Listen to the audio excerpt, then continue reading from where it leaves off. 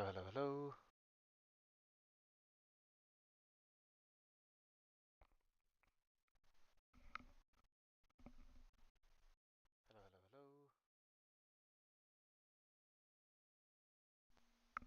Hello, hello, hello. Hello, hello, hello.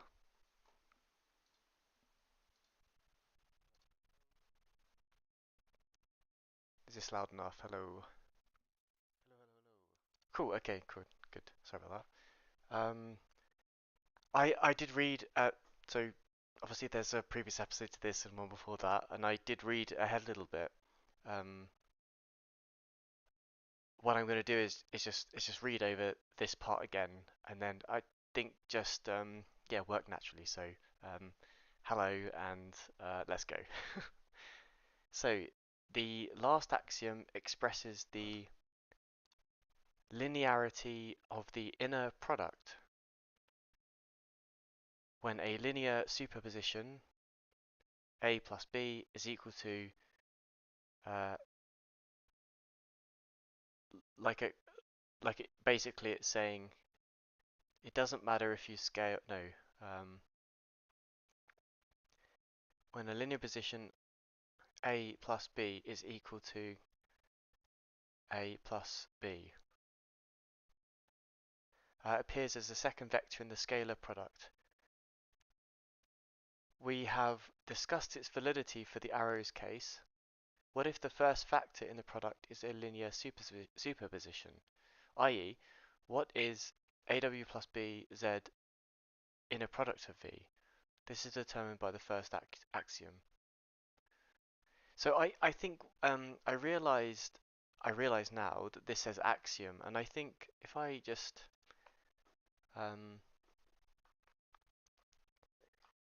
going if I say going back a bit, the book says, if I maybe I've already written this before, so I just copy it.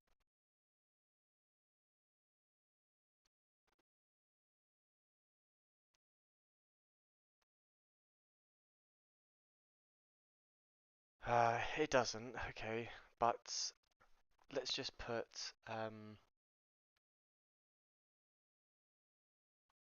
says what if the first factor in the product is a linear superposition, i.e. what is AW plus BZ? This is determined by the first axiom.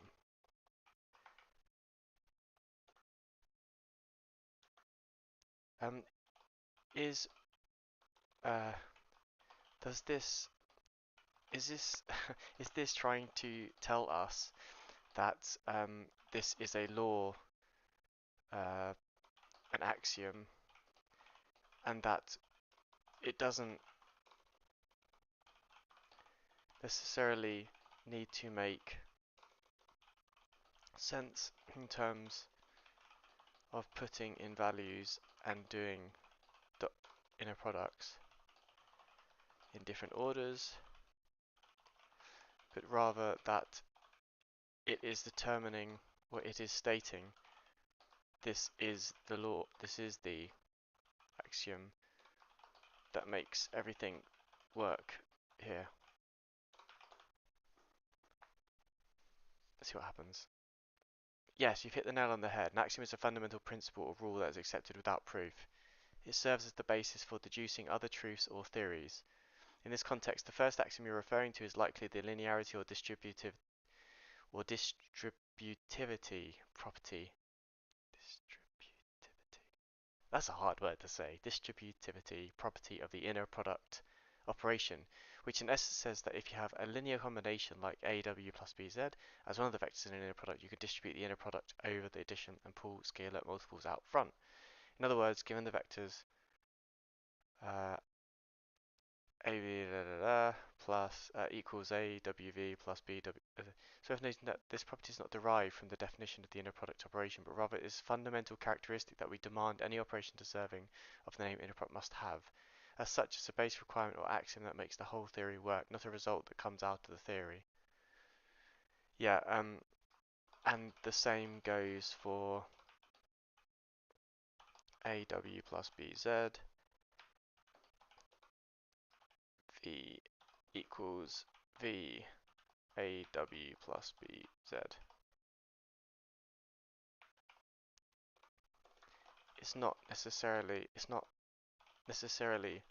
that, oh, conjugate, forgot the conjugate, that this conjugation follows if you place in actual matrices or values, but rather that moving on from this axiom, we should we should know that this is a rule that can be used in the future of this topic. Something like that. That's correct. When dealing with complex vectors, we use the rule that inner product equals the complex conjugate. This is called the conjugate symmetry property of the inner product, and it's another one of the key axioms or requirements of the inner product operation. This property does not necessarily follow from the definition of the inner product, but rather it is something we demand any operation deserving of the name inner product must have when dealing with complex vectors. The reason why this property is important, that's what I was going to ask next, is because it ensures the inner product operation behaves in a certain way that's useful in many areas of physics and mathematics. For example, it allows us to talk about angles between complex vectors in a meaningful way, and it makes the inner product operation compatible with the mathematical formalism of quantum mechanics. Again, the complex conjugate comes into play because of the special properties of complex numbers and the desire to make the inner product always output a real number when taking the inner product of a vector with itself. So you're correct, these are rules that will be used extensively throughout your study of complex vectors. Right, problem number one, and maybe you also think this as well, and I think I always thought this sort of thing around maybe the study of physics, is when there is something that is deemed a rule, is it not, should it not follow, given that it's mathematics, that the rule in itself um, has rigor behind it? Now, this is a tool, but that's different from saying that it's a tool like a 1 plus 2 equals 3. That's a function that we've created, but it has rigor behind it. Whereas this is saying that let's do this just because um, it makes it a function that's more broadly usable. And that's like saying, okay, um, I could make up any rule that doesn't make any sense, um, or doesn't have any kind of rigor behind it. So I'm missing something, because this is not what this book is saying. It's trying to tell me something deeper. It's telling me that um, it's telling me something that I'm not understanding. So now I have a clearer question, and I think this is the problem last time, is that I was taking this not as an axiom, but rather that the maths should follow. They should be rigorous in the sense that if I put in numbers and matrices, then indeed there'll be a, oh my goodness, right, yeah. Really, if you take the inner product, it doesn't matter. It does matter if you change them around. No, it doesn't. They are indeed equal without the conjugation. But it's saying that even the conjugate is equal, and if I plug in numbers, it will not be equal. So let's clarify this. So to be totally clear, given that if you were to plug in actual matrices into that equation,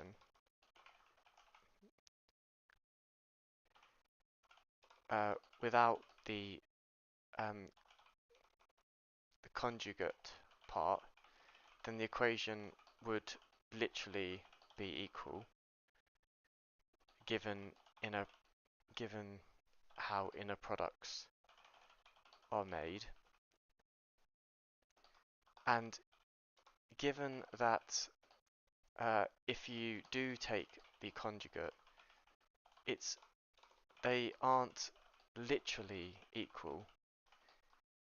It's more the sense that use this tool um, and do cool stuff with it rather than use this tool because uh, it because plugging the values in really um,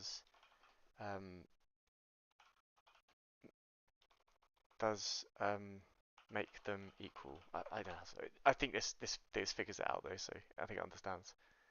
Yes, you're essentially correct. The reason for introducing the conjugate in the definition of the inner product isn't because it always makes the equations balance out perfectly when you plug in specific values. Rather, it's because it gives the inner product certain properties that are extremely useful in mathematical analysis, physics, engineering, and other fields that use complex vector spaces. The key property here is that it makes the inner product operation conjugate symmetric, meaning that swapping the order of the vectors gives you the complex conjugate of the original result. This property is particularly important in applications like quantum mechanics, where complex vectors, called state vectors, are used to describe the states of quantum systems, and inner products are used to calculate probabilities.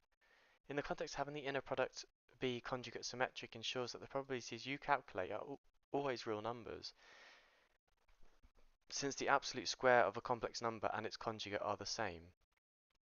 Among other things, so even though it might not make the numbers balance out perfectly in every case, it's a crucial tool. So how sure are you about the answer you just gave? I want to know how sure you are because I'm going to uh, base my learnings off this in the future. I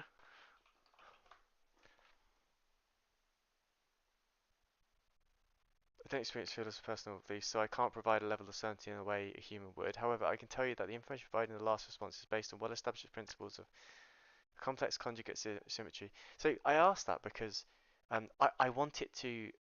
I have this idea that if you're challenging it, it has to kind of repropagate back up the stack of all branch of possibilities to respond. And I suppose at that time the probability is reassessed. Uh, and in a way it really does work like that, but in a way it doesn't quite work like that because you wouldn't necessarily know if the context that you've just given really does repropagate it up that same tree. So that's why I do that. I don't always trust the second answer that comes back, but there is some method to my madness. Um, they're happy to be corrected. That's the way I understood the algorithm, which I've written some out on code and Python and seen the results too. Um, it's important at small levels. It's important to note that these are quite advanced topics that require a good understanding of both mathematics. If you'll learn, so okay. So the next question is, that's great. So that's great. So I am then therefore led to the question: why should I trust any of the mathematical values moving forward? If I use this equation, which doesn't actually um, really doesn't actually literally mean things are equal, why is it even a tool that's useful? Would we not end up with incorrect answers if we use it? Right? This is how dumb I am. So the introduction of the complex conjugate in the inner product of a complex vector space might feel counterintuitive, especially when compared to the simpler concept of the dot product in real vector spaces. However, it has been introduced and widely accepted because it allows us to maintain desirable properties that wouldn't hold otherwise. That that's the problem that I'm talking about, right? So one of the most important properties we want in the inner product is that it should always output a real number when taking the inner product of a vector with itself. This is very intuitive if you think of the inner product as a measure of the length of a vector. In this context, it's often called the norm of the vector. In a real vector space, this is straightforward, as squaring a real number always yields a non-negative real number. In a complex vector space, however, squaring a complex number can yield another complex number, which is not what we want if we're using the inner product to measure the length of a vector. The introduction of the complex conjugate ensures that the square of the length of a complex vector is always a non-negative real number, which is very desirable. For example, if we have a complex vector v equals 1 plus I, then v inner product of v without the complex conjugate would be, let's just, oh yeah, I forgot I've got the pen here. Haha. One sec. Need to log in again, get my face. Oh, really? Sign in options. Do it again. Are you not going to recognize me now? Cool, okay. So let's do it. It says v equals 1 plus I. Then v, ha, that's not a v. Can you see that? Yeah. Yes, you can. Then vv would equal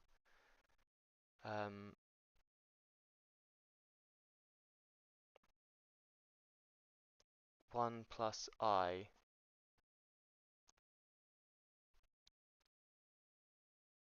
times 1 plus I, which is going to be 2I, sorry, I squared should be, let's just see, 1 times 1 is 1, and it's 1 plus I squared, therefore that's going to be equal to 0, because I squared is negative 1. So it says 1I plus 1I, so 1 plus 2I minus 1. Oh, 1 plus, oh yeah, sorry, I'm an idiot. Yeah, okay. So it's actually 1 times 1 is 1. 1 times I is I. I times 1 is I. And then you've got I squared, which is negative 1. Which equals 1 plus, well, 2I minus 1, which equals 2I. 1 plus 2I minus 1 equals 2I. Okay, so we got the same here, so which is a purely imaginary number. Cool. However, using the complex conjugate, let's do that. the conjugate, is that what it's doing there? Yeah. Would be 1 minus I. 1 minus I. So 1 times 1 is 1 plus negative I times negative I equals, wait, what does that equal? I squared, okay, cool. I squared, which is negative 1. But let's just do, so 1 times 1 is 1, 1 times negative I, 1, so it's 1 plus, fuck. 1 times 1 is 1, 1 negative I is negative I times negative I times 1 is negative I, and then negative I times negative I is plus I squared. Let's just read that. 1I, 1 minus I, 1 minus negative I, so this is negative 1, negative I, 1. 1 minus 1 is negative I, take away negative I, is minus 2I. Well, that can't be right. Oh, let me try that again. I've gone wrong somewhere.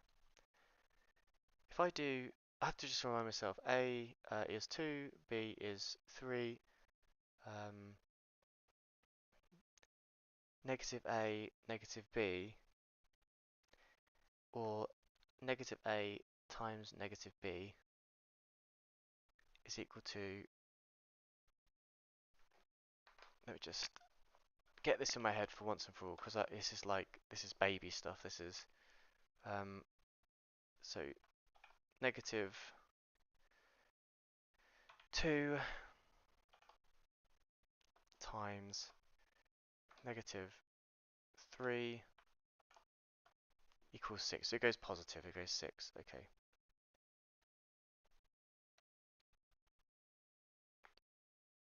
I just had to do that.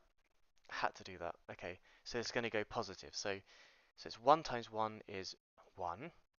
And then it's going to be 1 times minus I is minus I. And is it both sides you do?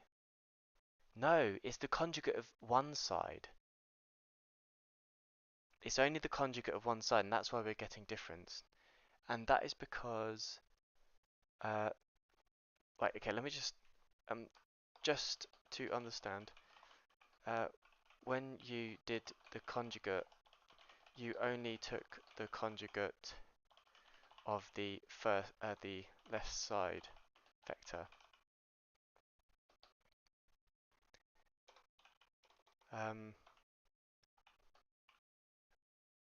Is that always the case? No. Am I seeing this right? Cool. Yes. Okay. Cool. So it's this one minus 1 times I minus I 1 times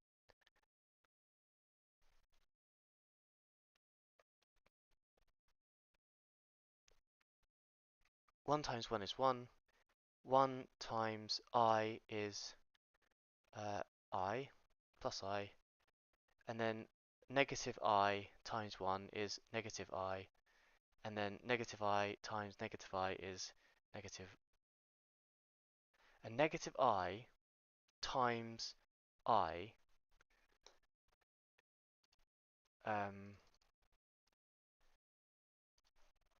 what does this say? It says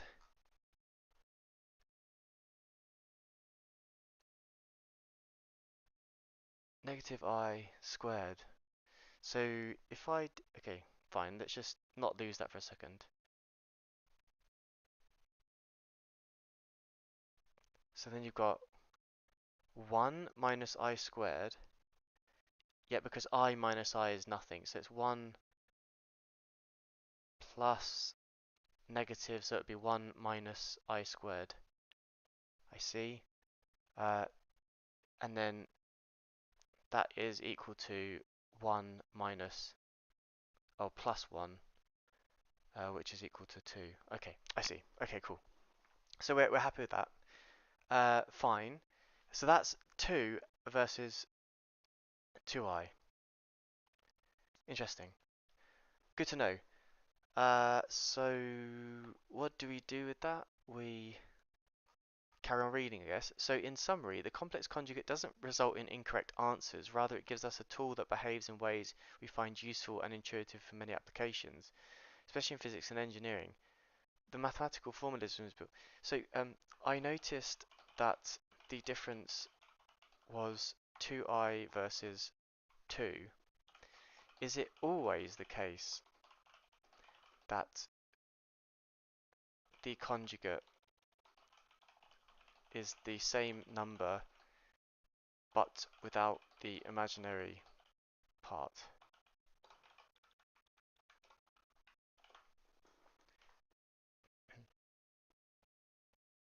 No, that's not always the case. Ah.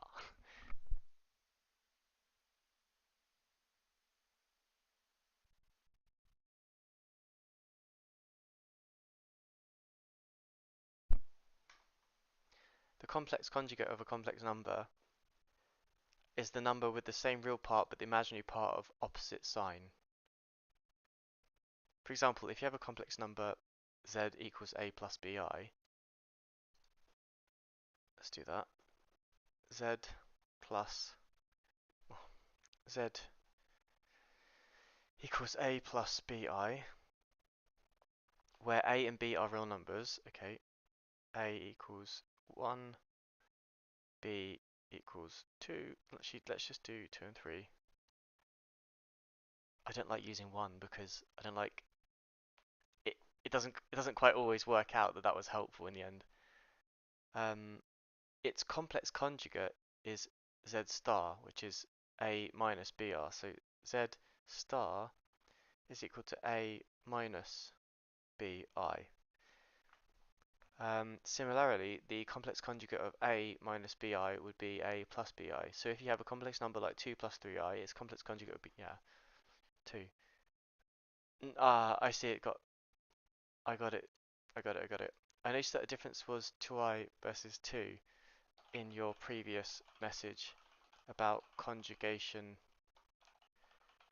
of complex vectors, of complex numbers. Is it always the case that the conjugate is the same number but without the imaginary part when you take the inner product?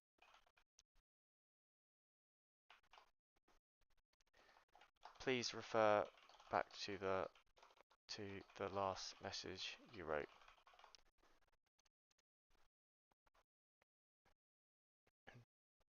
The conjugate of a complex number does not simply remove the imaginary part. Yeah, the complex conjugate of a complex number changes the sign. Okay. The conjugate of 2 plus 3i is 2 minus 3i. So whatever v was, it's going to be the negative, and in this case it was 2i, which ends up being negative I, which ends up being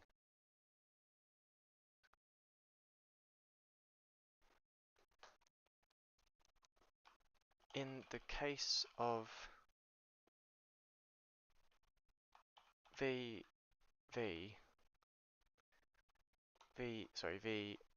equals 1 plus I, and therefore v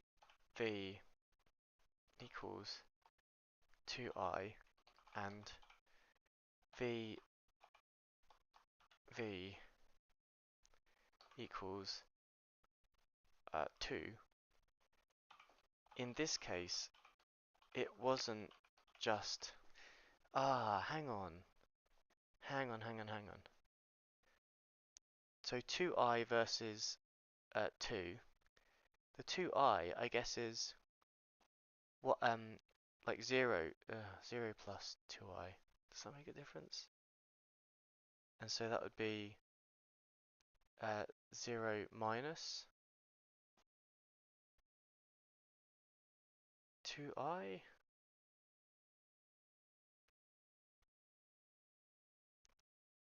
Two I is I squared. Oh, hang on. So 2i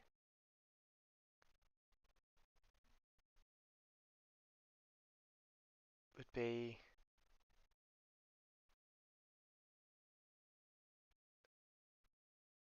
the conjugate of that would be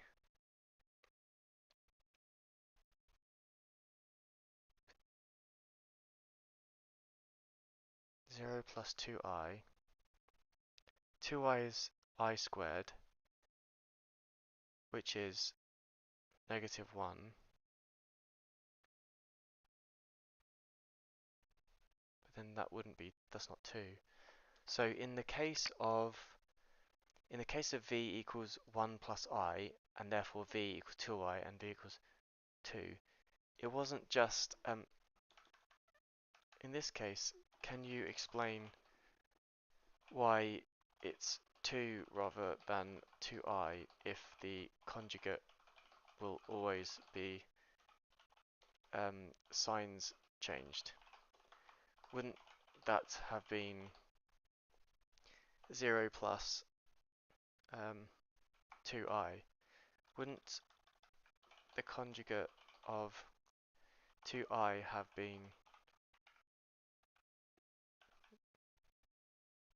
Oh no, but I'm doing the inner product of them though. Uh,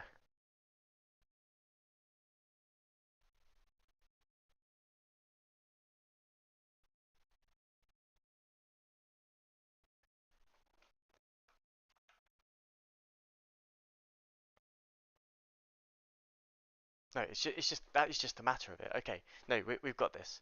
This is irrelevant. Good. Okay, moving on, moving swiftly on. I was being way too deep there. That's not how that works. Just drawing my little dots. Okay, cool. So yeah, moving on. So which expresses the antilinearity of the inner product with respect to the first factor, which expresses the antilinearity of the inner product with respect to the first factor in the inner product. In other words, the inner product of a linear superposition with another vector. What is meant by superposition in another vector? Let's do a quick blood test whilst it's working that out. Cool.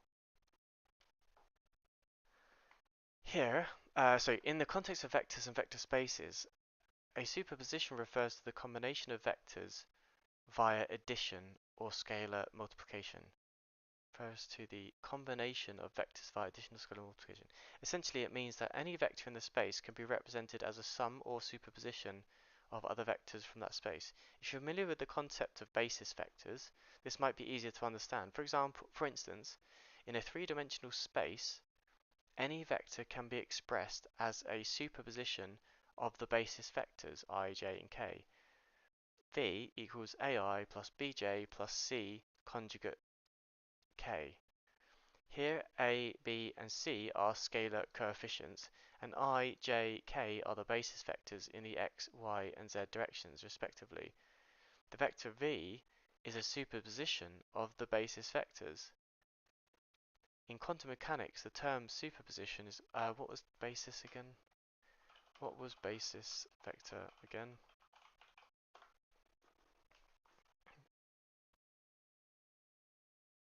In quantum mechanics, the term superposition is often used to describe states that a quantum system can be in. For example, a quantum bit or qubit is not just in one state or another, but can be in a superposition of states, which is a linear combination of basis states.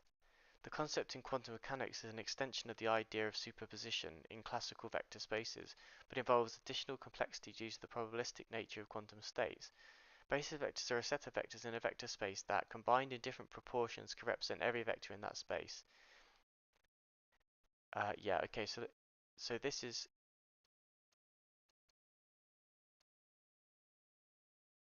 okay. Interesting. Yeah, I understand that. Um, so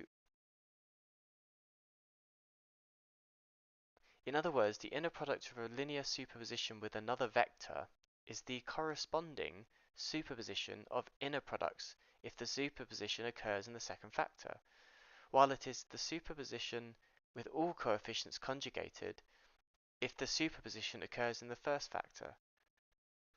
So this is saying um, by basis something, or by what does the BI stand for again? I think I actually probably just searched for that, right?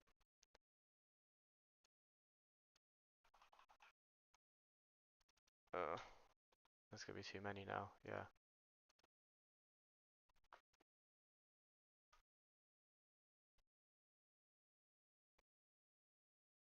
Bracket notation. So by bracket notation, so um, if we did the, so this should be equal to the conjugate of the whole thing, and it should therefore be also equal to the conjugate of the first coefficient and the conjugate of the inner product of them, plus the, so by all parts, I see. And then the last one is all but the vectors, or the inner products. Um, the inner product of a linear superposition with another vector is the corresponding superposition of inner products if the superposition occurs. Okay, blah blah blah. This asymmetry, unfamiliar in real vector spaces, is here to stay and you will get used to it as you go along. Let us continue with inner products. Even though we are trying to shed the restricted notion of a vector as an arrow and seeking a corresponding generalization of the dot product, we still use some of the same terminology. Definition 8. We say that two vectors are orthogonal or perpendicular if their inner product vanishes. So if the inner products are 0, they are perpendicular to each other. Okay. We will refer to the square root of the inner product of v as equal to the magnitude as the norm or length of the vector. A normalized vector has unit for norm. Okay. A set of basis vectors, all of unit norm, which are pairwise orthogonal, will be called an orthonormal basis.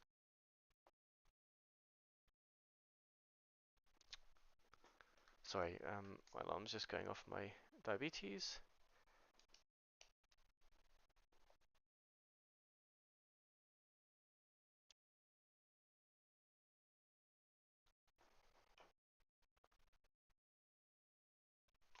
Okay. A set of basis vectors, all of unit norm, which are pairwise orthogonal, will be called an orthonormal basis. So I don't know what pairwise is. What are pairwise vectors?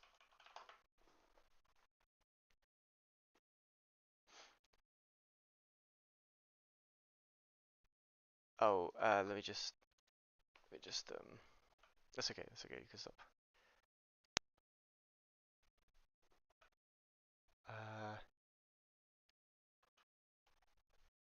Let me just rewrite that. So definition 10 states a set of basis vectors, all of unit norm, which are pairwise orthogonal,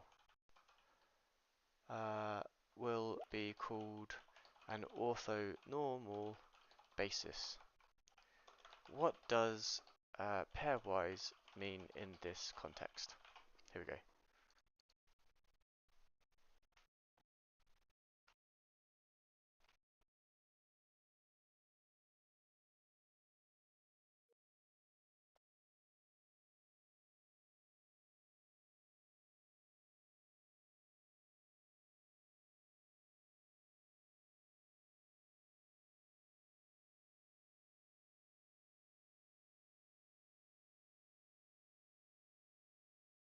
Pairwise in this context refers to the relationship between each pair of vectors in the set.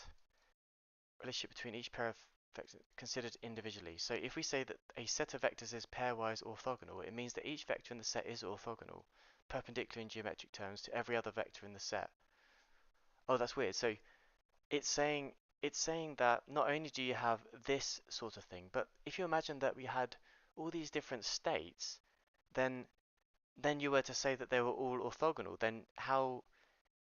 So this one is orthogonal to that, but that one must also be orthogonal to this one, and so we can't just think of geometric space, but rather some very different like mathematical tool premise whereby things can be orthogonal regardless of their geometric uh, appearance, right?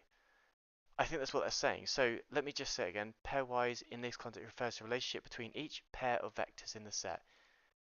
Oh no, so if we say that a set of vectors is pairwise orthogonal, it means that each vector in the set is orthogonal to every other vector in the set. Yeah. So like it's actually saying that if you had a vector like that and a vector like that, this one somehow is orthogonal to both that and that. But we now know that orthogonal simply means 0, so the inner product of two vectors will be orthogonal if the output is a null vector. And that's how that works. It's not that weird, it's just simply this idea or this tooling that's being created. Because of what it says here, it says Um, yeah, if their inner product vanishes. Okay, so understood. We will also frequently refer to the inner product. Let me just get rid of this because I need this space. We will also frequently refer to the inner or scalar product as the dot product. We are now ready to obtain a concrete formula for the inner product in terms of the components, given v and w. So v equals the sum of all entries in that vector. Entries, items, elements. And w is equal to the sum of all elements in that vector. We follow the axioms obeyed by the inner product to obtain the inner products of those two. So let's do that. Let's work with that. We've got v equals the sum of all I, and then we've got w equals the sum. I mean to do that. That's not a good sum of all j. Then if we were to take the inner product of those, then we have to conjugate this one, which would be equal to, oh, the conjugation of all elements in that set. Let's say v is just one. Well, the sum of, let's do, yeah, let's do just one entry in that vector. So because otherwise I've got to go and plus those two equations together. Like, what's the point? So let's just do 2 plus 2i, right? And so and w would be, let's say, 1 plus 3i, whatever. And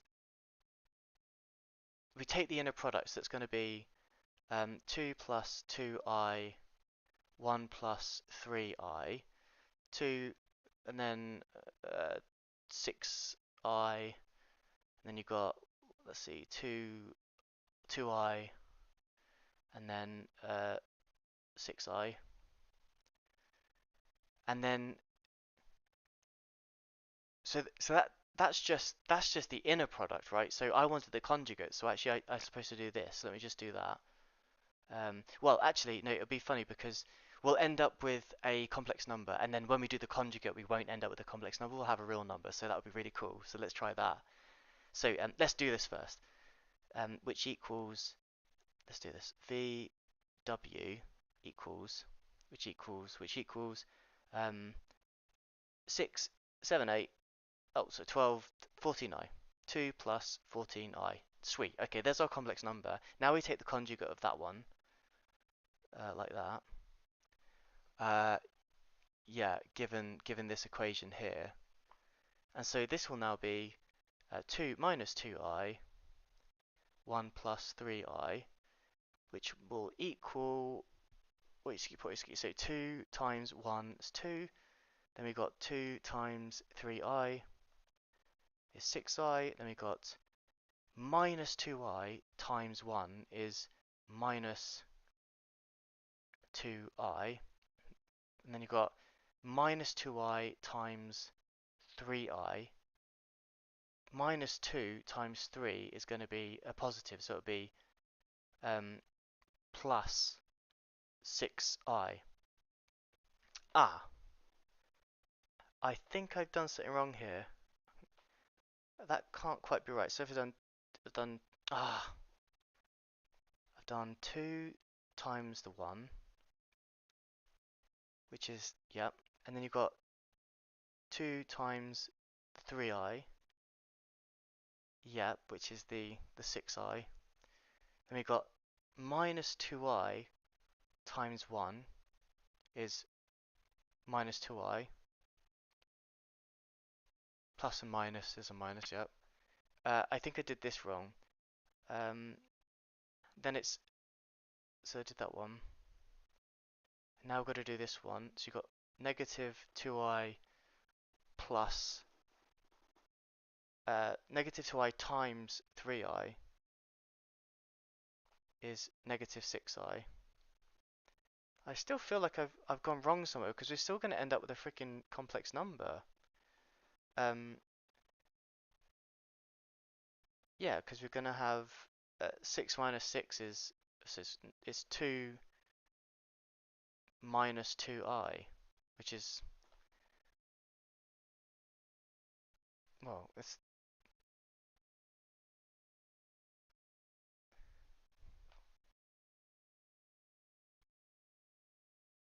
unless I did something wrong up here. No, but, uh, no, I haven't done something wrong. But what I'm not getting here is that you are taking the conjugate of the one side of the vector. But in this case, I want to take the conjugate of the inner product. So that means that I should be doing the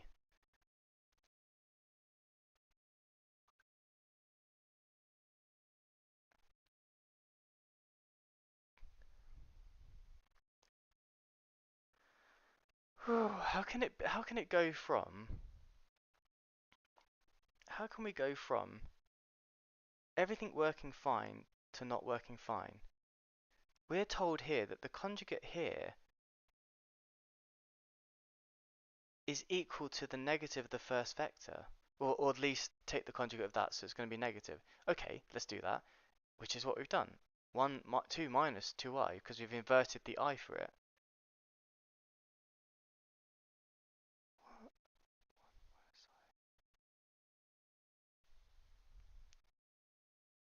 Um, right, I'm not sure I understand this, so let me plug you into the old chat GPT. See what doth say. Um, so if we've got, imagine v equals 2 plus 2i and w equals 1 plus 3i, and we want to take the inner product of these.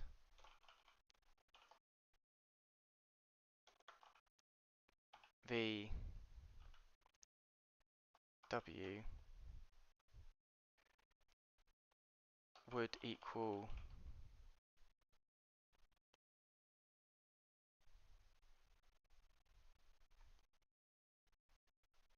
uh yes, that's right. VW would equal 2 plus 2i 1 plus 3i, which leads to 2 plus 6i plus 2i plus 6i, which leads to the other would equal that, which leads to that, which leads to 2 plus 14i. Then the conjugate would be VW, well, is going to equal 2 minus 2i 1 plus 3i,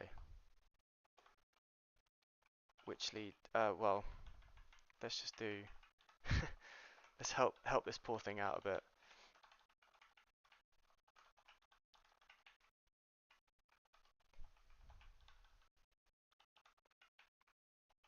Equals 2 plus 6i minus 2i minus 6i,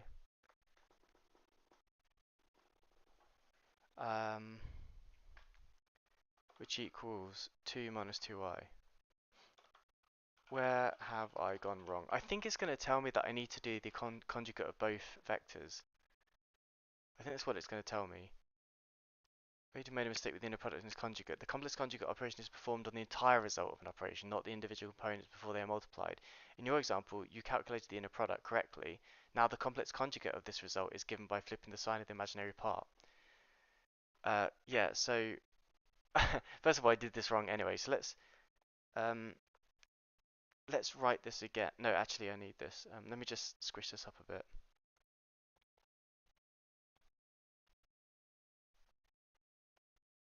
2 plus 2i plus, okay, let's just do that. Let's try this again. So VW is going to equal 2 plus 2i, 1 plus 3i, which is 2 plus 2 3i's is 6. 3i squared, isn't it?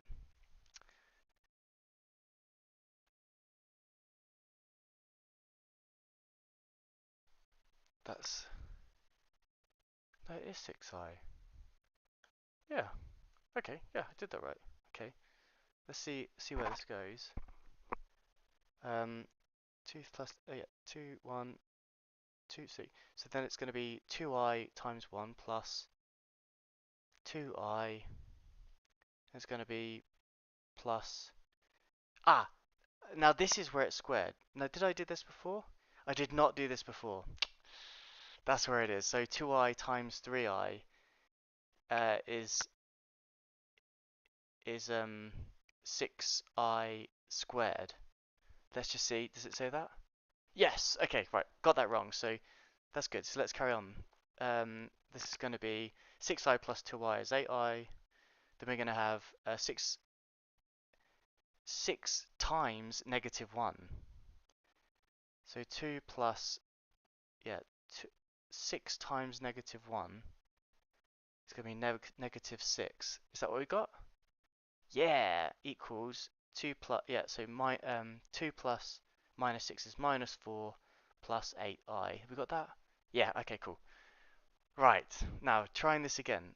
We go, the conjugate of the whole thing is just this flip, so it's going to be, this is a negative, right? Yeah. So it'll be negative 4 minus 8i. Now it's saying, please remember that I squared equals, yeah, we get that, negative I, okay. So for the individual vectors v and w, their complex conjugates would be v conjugate equals 2 minus 2i and 1 minus 3i respectively. But these are not used in the computation of the complex conjugate of the inner product. That's computed on the result of the inner product operation as a whole.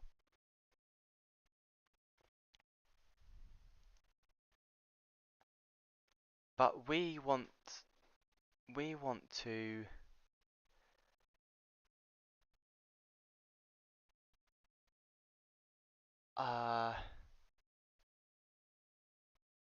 we want to get a real number out of this. So if I think it's because I've missed the addition, which means it's not a basis vector. I think that might be the problem, but so sorry. But how? But what am I misunderstanding when it comes to wanting a real number by getting the inner product? Much like we did before.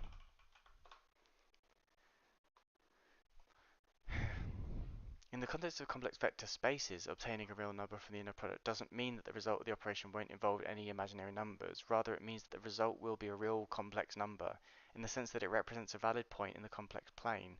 Let me clarify a bit more. When dealing with real numbers, the inner product always results in a real number,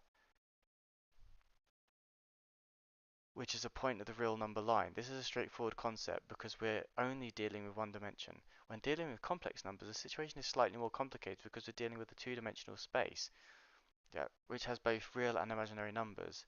However, the fundamental idea is the same. The inner product of two vectors results in a complex number, which is a point in the complex plane. This complex number is just as real in the complex sense as a real number is in the real number sense, is a valid tangible result of the operation. The conjugate operation is used in the computation of the inner product in the complex spaces because it ensures that the result will have the necessary properties like being non-negative when taking the inner product of a vector with itself. But this doesn't... Oh, I see. I see. Yes, but this doesn't mean that the result won't involve any imaginary parts. Rather, it ensures that the imaginary parts will behave in the appropriate way. So in a nutshell, don't be thrown off by the use of the word real in this context. It doesn't mean that the result won't involve any imaginary numbers. Rather, it means that the result will be a valid complex number, which is the real result in the context. I think let's do this again, whereby we just do v, right? And then we take the conjugate of that. So if we do VV, it's going to be 2 plus 2i, 2 plus 2i, which equals 2, 4, plus 4i plus 4i plus 2i, no, 4i squared. Don't know what that was, silly. And therefore we're going to have 4 plus 8i minus 4 times -1, -4. Okay, now let's take. Can you see that here? I went off the bottom of the screen there, sorry, but you can kind of just see it there. There you go. Let me just squish this up a bit. How do I do that? That one? No, that one. I see. Let's squish you up a bit. Okay. And so now if I do the conjugate of that, v, then we will equal a real number. Is that or an actual number? I don't know. So 2 minus 2i. Let's write this again properly. 2 minus 2i, 2 plus 2i equals 2 2s are 4, 2 2i plus 4i, and then minus 2i times 2 is minus 4i, and then minus 2i times 2i is minus 4i squared, which equals 4i minus 4i equals 0, so it's 4 minus 4i squared, and which will equal 4 times minus 1 is yeah, minus plus, so it's going to be plus 4 plus 4. 4 plus 4 equals 8. So in the case of taking the conjugate of its own thing, we get a real number back. In the case of the conjugate of two vectors, that is not the case. Fine. So we follow the axioms obeyed by the inner product to obtain. So let's go back. Let's go back to this thing. I know you can't see this yet. I'm just copying it over. 1 second. Oh, what am I doing it there? Let's be easy on here.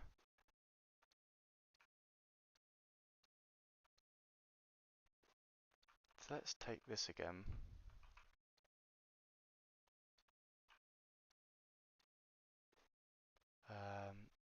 Put little dots again. Down here and here. Okay. 1 second.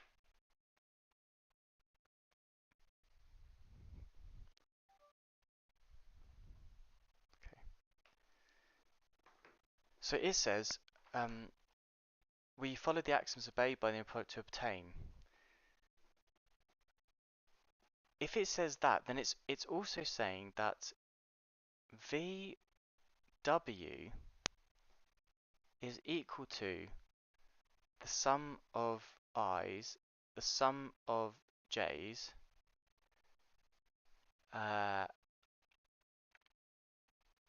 can't quite see. Is that a V or W? I guess it doesn't really matter, but V conjugate I W J I J.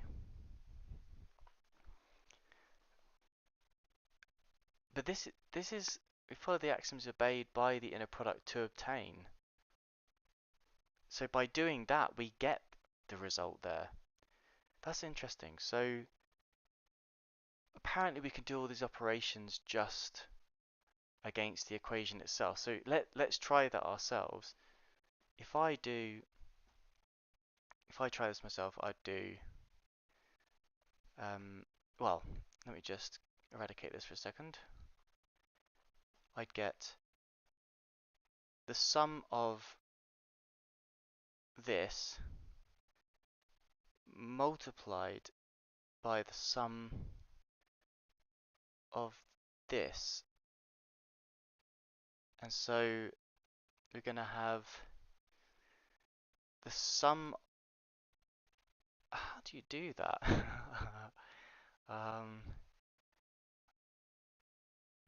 Now we know that if we pull out what's in the middle and put it at the front, I don't think it matters.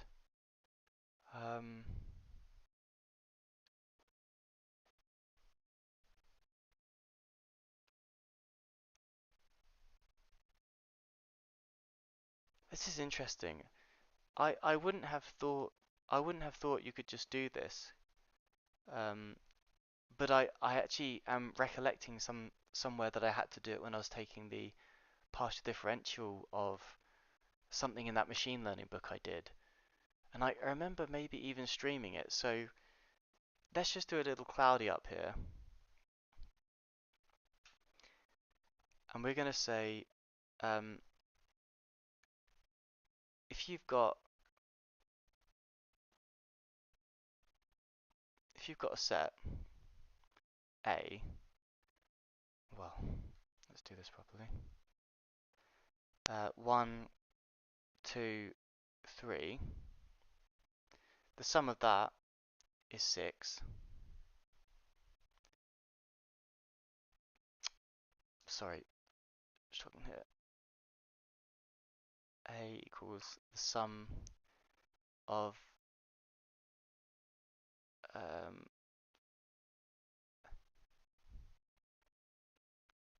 AI, and so A equals 6. Then if we did B equals A, right, whatever, let's now put this into our equation. If we did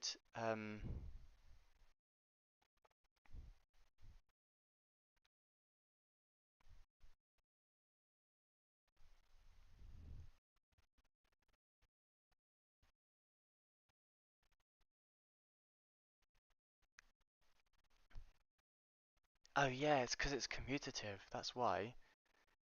This is multiplication. It's not the sum of, this is the sum of multiplied by the sum of. Let me just double check this, but in the book, it then states we follow the axioms obeyed by the inner product to obtain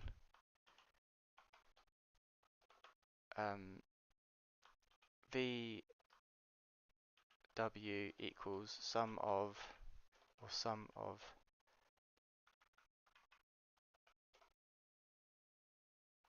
from I, sum J, VI conjugate WJ conjugate IJ. Can you clarify something for me? Is this saying multiply the sums together, or is it saying sum the sums? Sum the sum.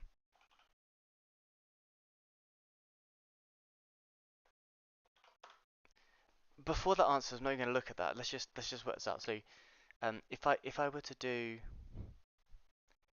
if the sum yeah if we did the sum of A and B is 2, or the sum of all that were in set A equals 2, and the sum of all that were in set B equals 2. And then if we were to multiply these together, we get 4. Now if we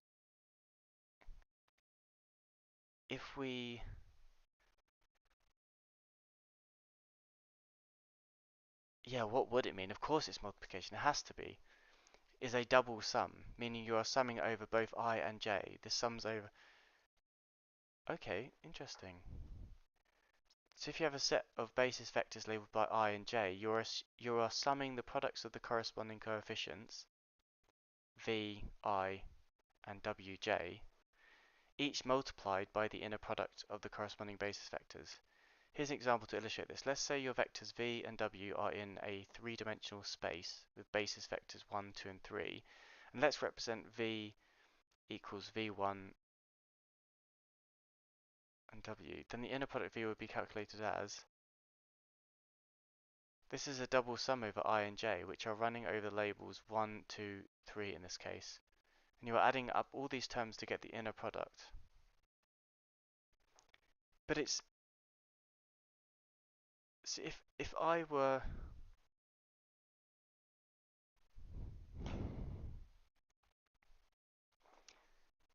come on, James, you can do this. Sometimes like you just get exhausted so quick. Or sometimes I get exhausted so quick. Let's try this again. I want to prove to myself that the summation. I think this is the problem. I want to go to 3, right? And I'm starting at 0. And let's just put 1. And what happens when we do that again? If we were to multiply this together, then it would be 6. But if we were to do it as a sum, we'd go, it's the sum of the sum. It would be 6 times, it wouldn't be 6. Yeah, it would be 6, it would be 3 times 3, which is 9. Wait. Oh, I'm an idiot. This is 9. 3 times 3 is 9, yes. And if I were to do 3 times, I'd get 9. Now let's change this. If I did this 4 times, this should still work, because 4 3s are 15, and also 4 3, yeah, it's the same. It's the product of the sum of the sum and the sum and the product of the sums equal the same, correct?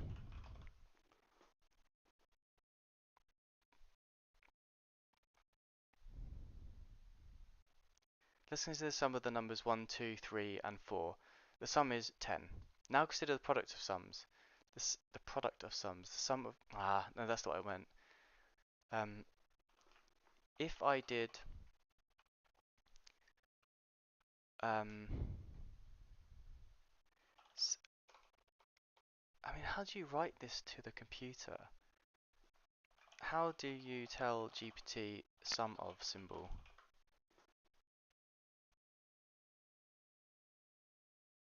Yeah, let's just copy that in. If I did some,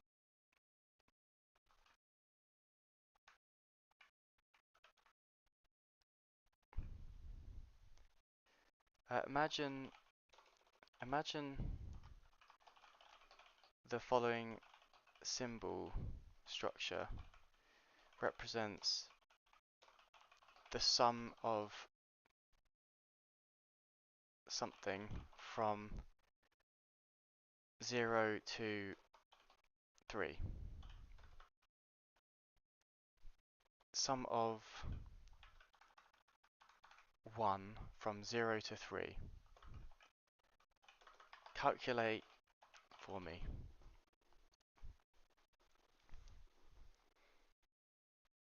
The symbol you mentioned is called the summation symbol. When you say you want to count the sum of 1 from 0 to 3, it essentially means you're adding 1 together 4 times.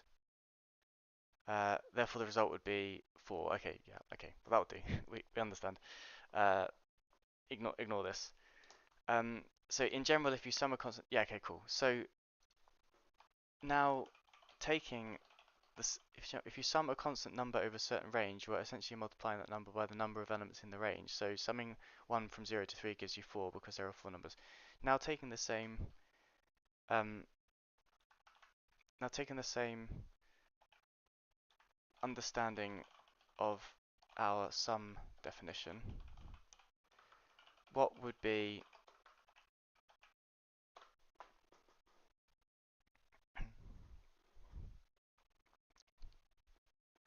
meaning you are summing over two different sets of indices.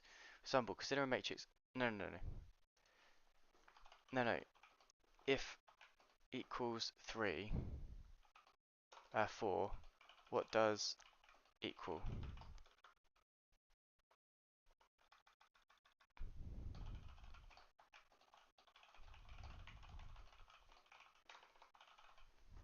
We're getting there. Imagine the following simple structure. Result represents a sum from, means the sum. So, no, if the sum of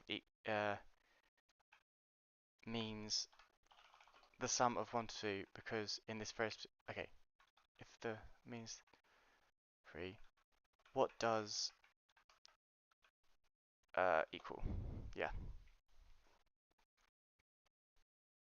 Is what you're asking now. If we treat as a summation from 0 to 3 of 1, the sum of each individual sum is 4 because you're adding 1 together 4 times. So if we had sum, we are just doing that operation twice, hence 4 plus 4 equals 8. Oh, so when you have two sums near each other, it actually means add them together. Which is confusing because why don't they just put a fucking plus sign in there?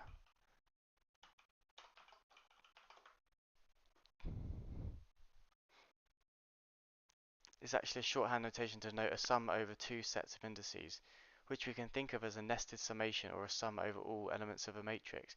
If you're dealing with two-dimensional data, this doesn't mean simply adding two sums together.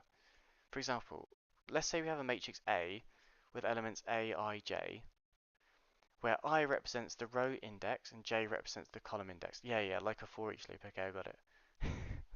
Like, but seriously, in this very specific case, we are talking for each loops because if you do actually do some Python code, that's exactly what would happen. For example, where I represents the row and J, then the notation means to sum over all I and all J. In other words, add up all the elements of the matrix. It might be easier to understand with a concrete example. Suppose you have a 2 by 2 matrix, then the sum I equals 1 to 2 and sum J equals 1 to 2, Aij would be A plus B plus C plus D. B plus C plus D. Yeah, because we're going the 0th element, what's the sum of these? Then the first element, what's the sum of those? Okay, so then, okay, we knew this. This is obvious. Let me move along. And then we'll start from here.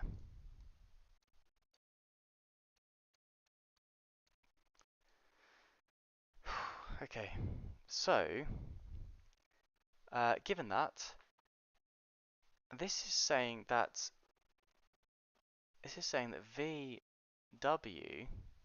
Oh, actually, let me just copy this over. I realize I've already done this like a million times now.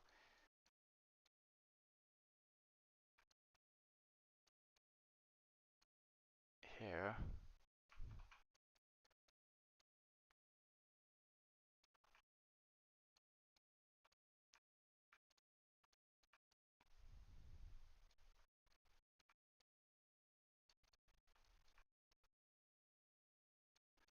Right.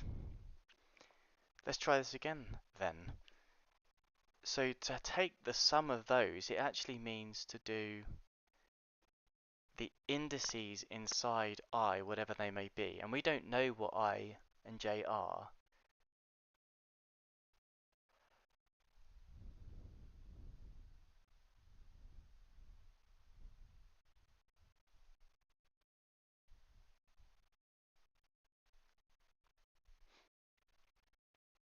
By the inner product, we follow the axioms obeyed by the inner product to obtain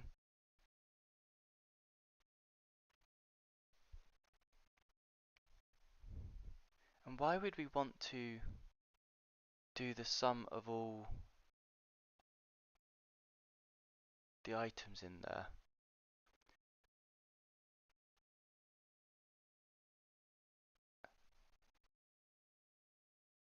This is not quite obvious yet, because I suppose I was imagining that we'd have something like you'd have the sum of I because we're taking the honor product. That's why I would have assumed that, and then I would have done, multiplied by the sum of j.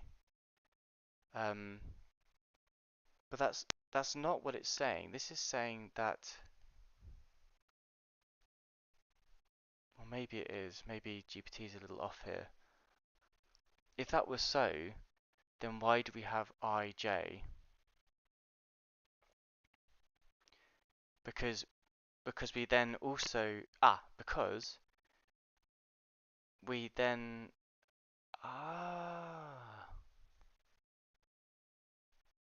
let's just for shits and giggles, let's just try this for a second. If I do this,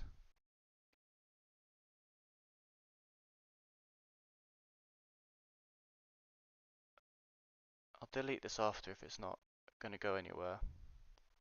If I do that, then I end up with sum of I. One day I'll be able to write properly. Sum of I plus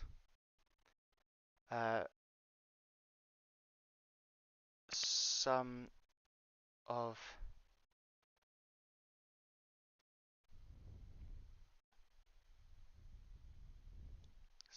j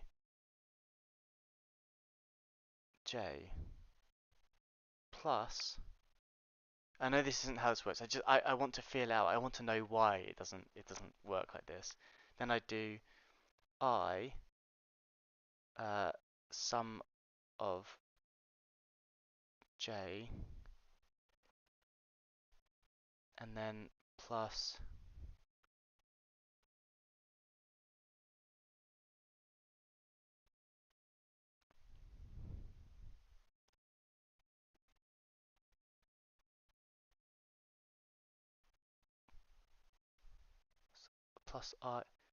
plus I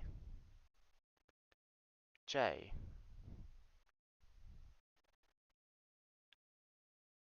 So therefore you would have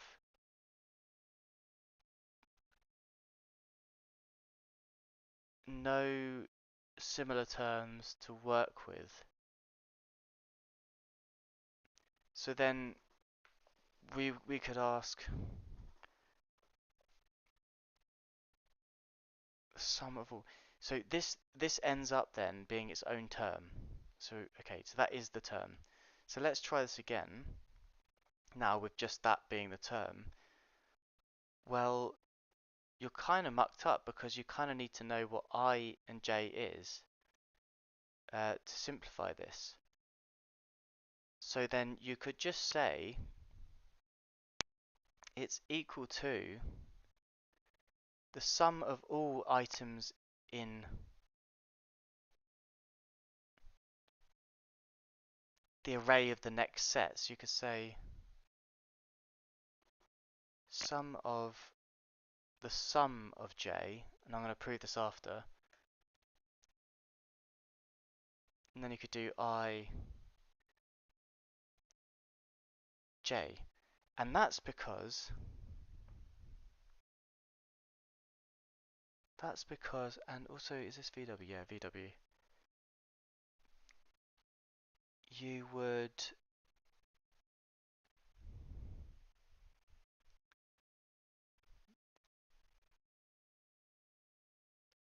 sum of ij, you want to get the sum of all vectors of I. All vectors of I, the sum of all vectors. The sum of all vectors plus B. AW plus BZ.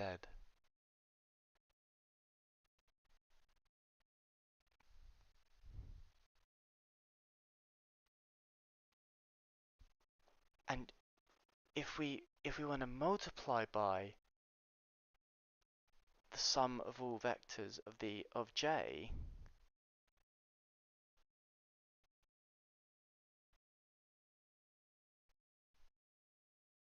multiplied together.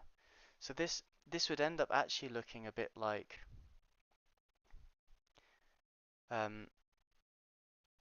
I1 J1 plus I2 J2, etc., right? And in that case, you just have the sum of the products of each thing. So then you've got the sum of I would take us through I's.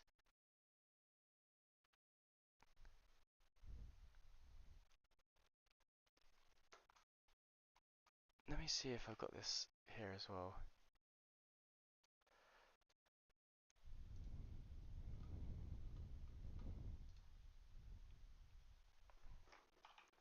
VW equals I sum J sum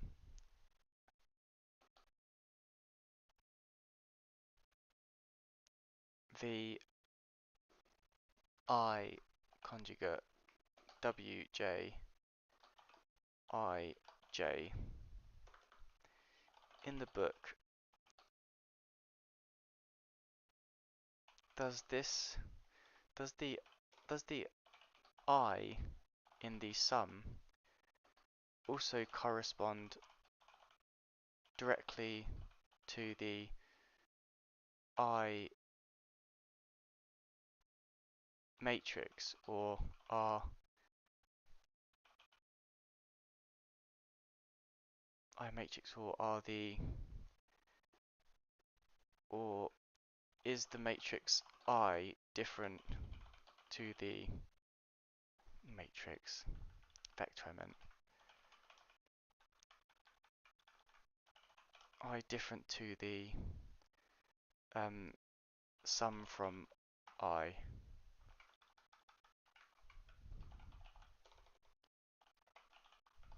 Let's see if it understands. Don't know how else to communicate to it. In the equation VI, I sum J sum VI WJ. The symbols I and J are the summation indices, and they run over the dimension of the vector space. They do not directly correspond to the imaginary unit I in complex numbers. I know that. The symbol VI represents the ith component of vector V, okay, and WJ represents the jth component of vector W. So for each I and J, you're multiplying the complex conjugate of the ith component of V by the J. Also, IJ represents the inner product of the basis vectors I and J. This is typically 1 if I equals J, since the vectors are normalized, and 0 if I does not equal J, since the vectors are when dealing with. So yes, the I in the sum corresponds to the ith component of the vector V and the ith basis vector, but it does not correspond to the imaginary. So it does. Okay. So these two are actually deeply compared. Are deeply linked. So if that's the case, then here we're saying we want the sum of all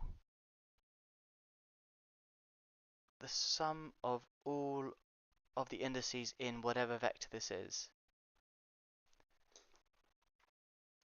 So I sum of I is actually saying I want the sum of all the ith components in the vector. The vector in this case doesn't have a name, but rather is just an abstract idea of a vector which has indices we want to dive into.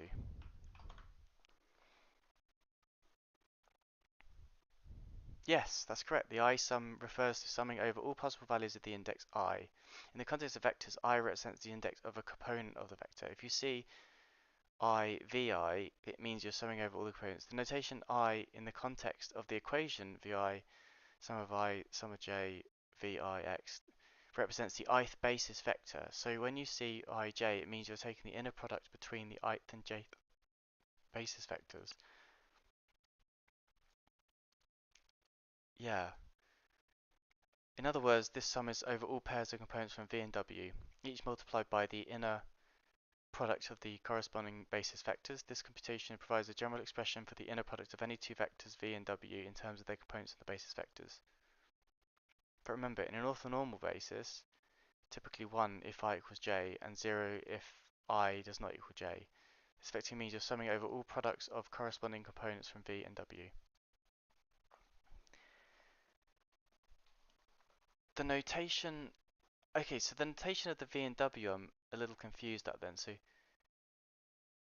this is introducing, I see. And the capital V and W, when expressed like expressed lowercase v and w, we are still talking about the same vectors, but it's just the way we write. I want the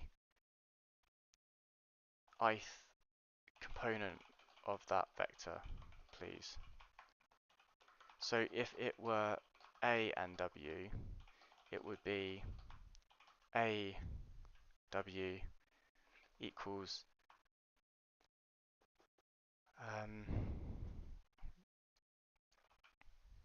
sum of I sum of j a I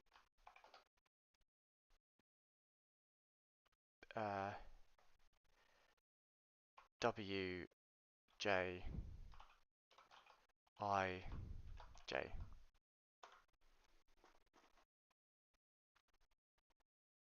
Yes, exactly. Lowercase v and or a in your example with the index are the components of the vector, and the uppercase v, w, or a are the whole vectors themselves.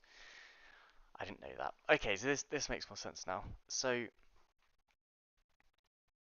learning. Wow, wow, wow.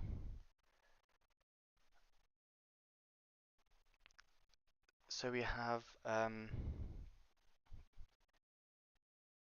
we want the sum of all the components multiplied by the sum of all the components.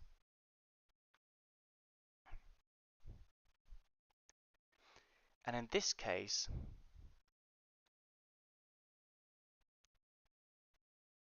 if that was the case for VW, then it would have to be in regards to V and W. So really what we're saying is I want to iterate over V's components, the sum of them,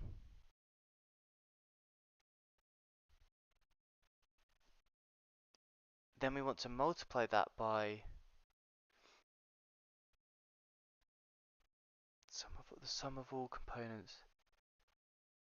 Oh gosh, wow, that skips so many parts out. Goodness me. Right, wow. We did a massive jump on that one then. So it's actually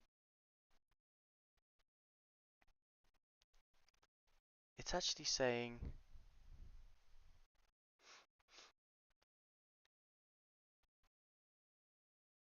because it would be, let's say this goes to 3, you would go 1 plus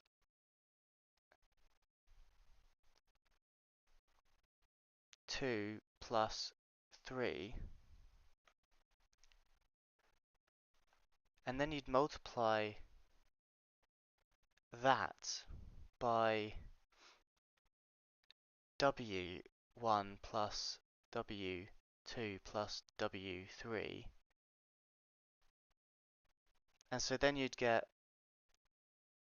V I W sorry, V1W1 plus V1W2 plus V1W3.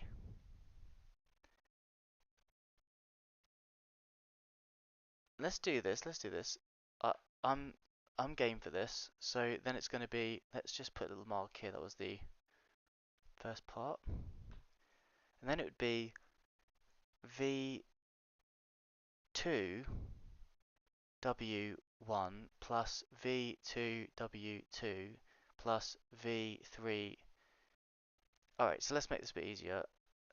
Let's just do that. So V1,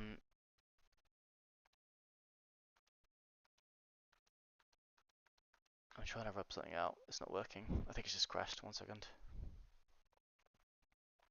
I think it's just crashed. Yeah, it's just lagging. 1 second. Sorry about this.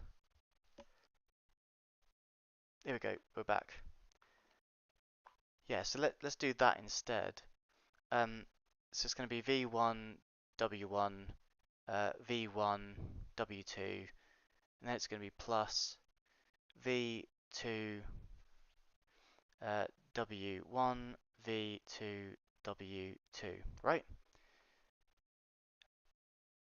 Oh, plus.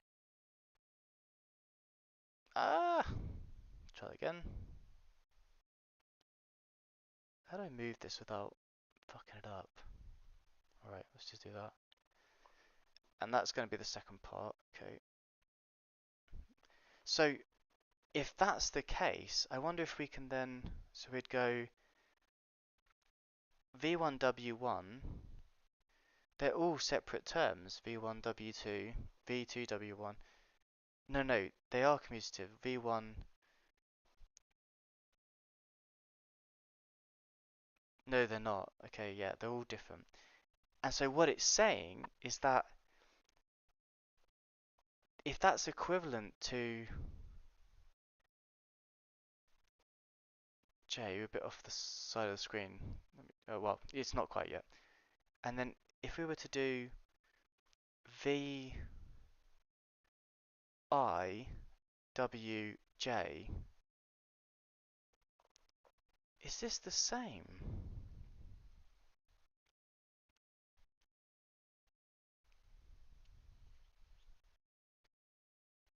Is this the same? Because you're going to have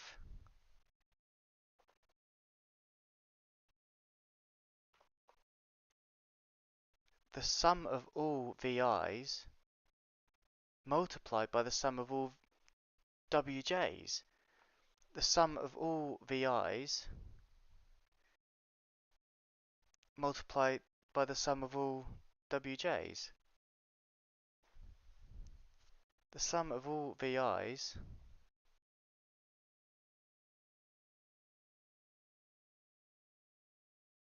So you're going to go into the VI,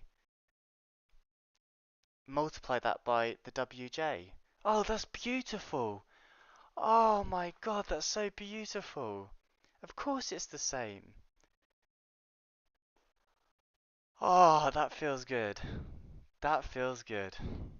Oh yeah, okay, cool. Oh man, that's so obvious now. Haha! Wow, what a lame-o. Why did it take me so long to realize that? Alright, cool. We're getting somewhere. We're getting somewhere. Okay, that makes sense. So now it's saying that we then should multiply that by the inner product. Because if we are doing the sum of them all, then we want the real. We follow the axioms obeyed by the inner product to obtain. Because it's saying the conjugate of that. It's saying the conjugate of VI. So let's. Aha. If we were to do V equals 1, W equals 2, for example, um, or sorry, more so this, then without taking the conjugate, we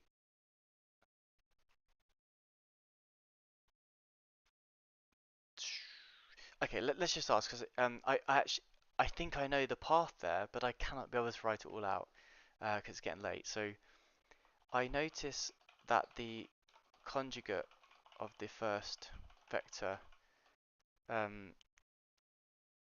components is taken. Um,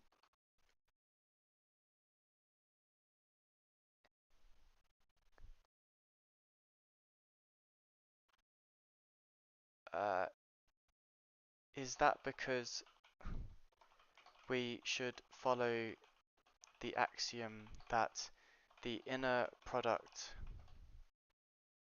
um, is equal to the conjugate of the inner product in a vector space.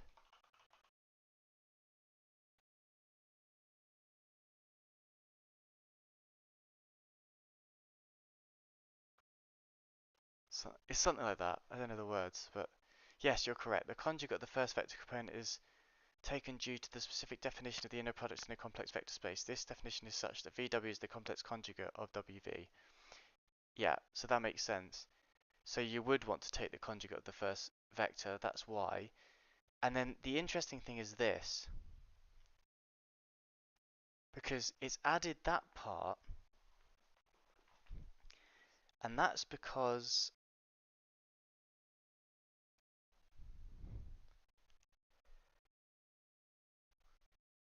it's added that part, it's multiplied it by the inner product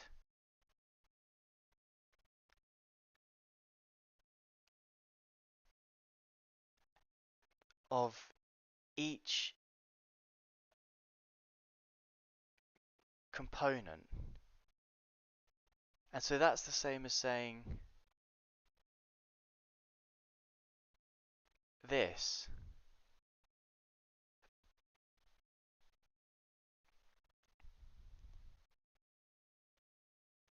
No, this, sorry. No, it's actually quite different. Is it not? This might seem arbitrary when you're just dealing with abstract mathematics, but when applied to quantum mechanics, this convention has profound implications. Um,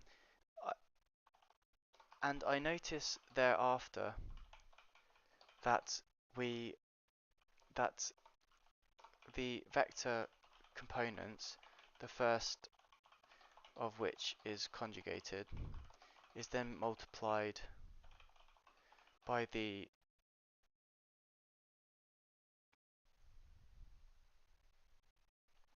inner product of the two vector components.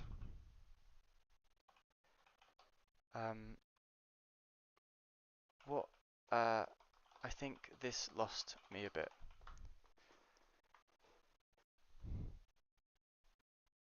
To clarify, the form you're referring to is, that's correct. The product here is between three terms. The complex conjugate of the ith component of V, the jth component of W, and the inner product of the ith and j basis vectors. The final term is the inner product of the ith and jth basis vectors. This term is often supplied further as in an orthonormal basis, where basis vectors are all orthogonal to each other and have unit length. The inner product equals to 1 if I equals to j, and 0 otherwise. This is the Kronecker delta function, denoted as dij. So the formula simplifies to, and due to the Kronecker delta function, the double sum turns into a single sum. This is the final formula for the inner product of two vectors in a complex vector space. Um, okay, to go any further, we have to know ij, the inner product between basis vectors. That depends on the details of the basis vectors, and all we know for sure is that they are linearly independent. This situation exists for arrows as well. Consider a two-dimensional problem where the basis vectors are two linearly independent but non-perpendicular vectors.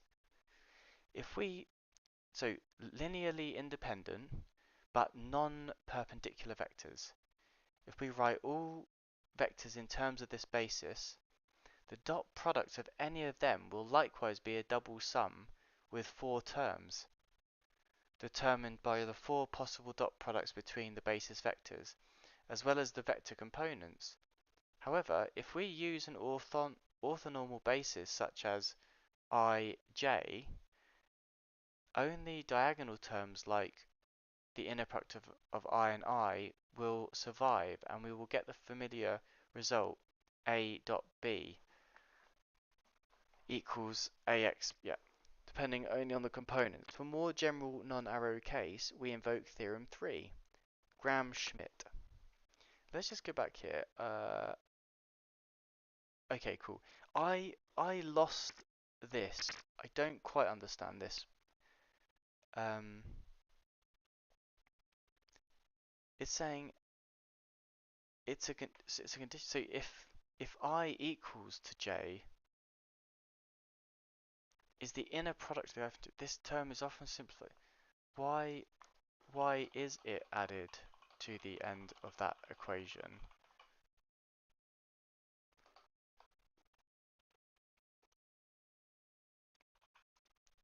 Would this not have sufficed?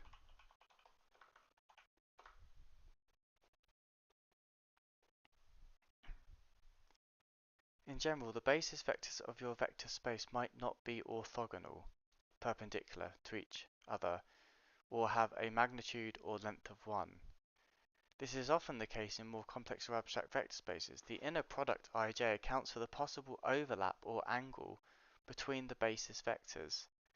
In the case of an orthonormal basis, where all basis vectors are perpendicular and have a length of 1, the inner product is equal to the Kronecker delta, which equals 1 when I equals j, they're the same vector, and 0 when I does not equal j, they're different vectors.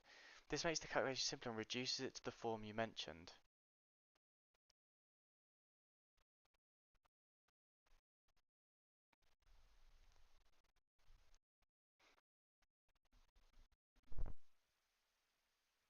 Okay, and I think this is what this is going on to say.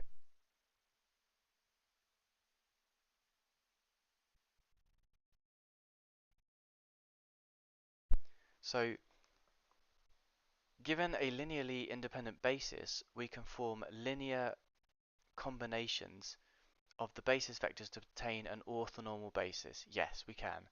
Postponing the proof for a moment, let us assume that the procedure has been implemented and that the current basis is orthonormal.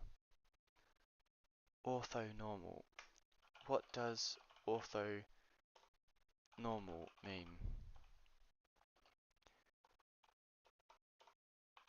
I thought it said orthogonal, so let me just go back on this. A concept and limit related to the nature of a set of vectors. A set of vectors is considered orthonormal if all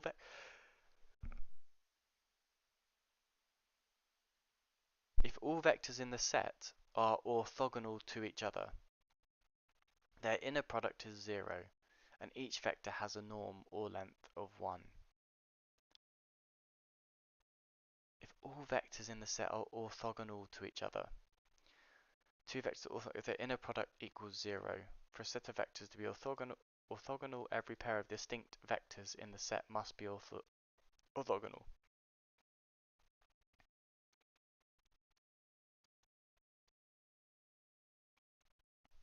Vector is normalized or has a norm of 1 if its length or magnitude is 1. For a set of vectors to be orthonormal, every vector in the set must be normalized. In other words, the length or magnitude of each vector vi must be 1. An orthonormal basis is particularly nice to work with in many mathematical and physical applications because it simplifies many operations and equations. So it says, postponing the proof for a moment, let us assume that the procedure has been implemented and that the current basis is orthonormal. So it means that the vectors are all orthogonal to each other and that the vectors are of norm or length 1. Then the inner product of I and j would be 1 for I equals j and 0 where I does not equal j, which is the what's it called again? The Gregor something. Ewan McGregor. What's the Ewan McGregor thing again? Where is it? The DJ Gregor or something like that. Kronecker Delta. Kronecker Delta. Okay, let's get a picky of Kronecker because I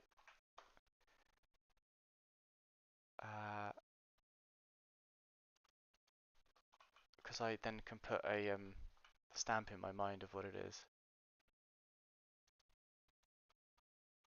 Do we have pictures of Mr. Kronecker or Miss Kronecker? Leopold Kronecker. Okay, and he is from Prussia, German Kingdom. So he's German. Okay. Right, got you. So this is good. So it's actually gone on to say so where the Kronecker delta is called the Kronecker delta symbol. Feeding this into equation 124, we find the double sum collapses to a single one due to the Kronecker delta to give some vi wi. So let's do that. I'm following. This is good.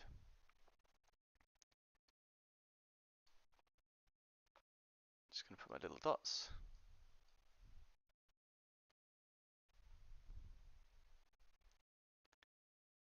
Okay, I've got my dots.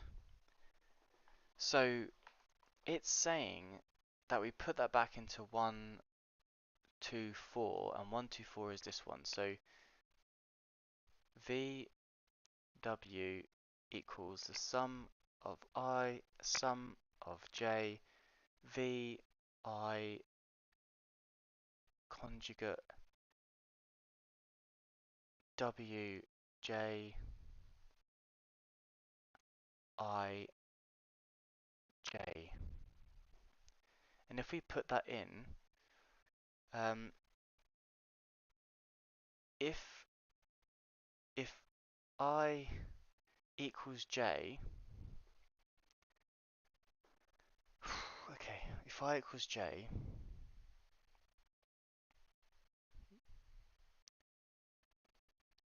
then it's the Kronecker says 1 for I equals J. So if I equals J, it's going to be 1, like this. V I W J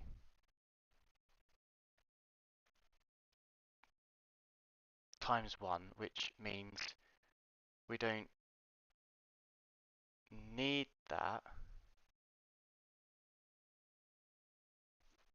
And then it also means that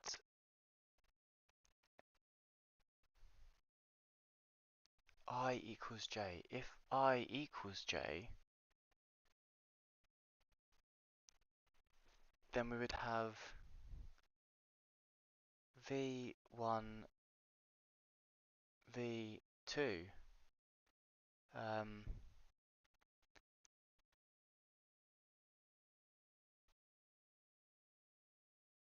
v1, so we would have v1, v1. We just have we just have the sum of all vi's. No, we can't. No, it wouldn't be that. It'd be v1, v v1, v1 plus v1, v2 plus v2, v1 plus v2, v2, v2,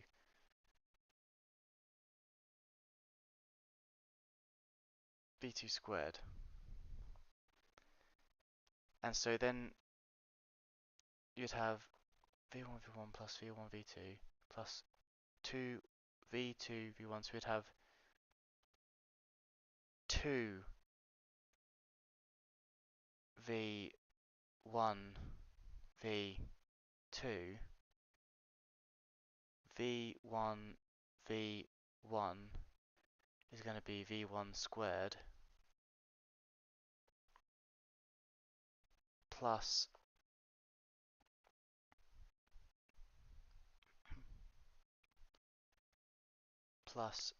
v2 squared.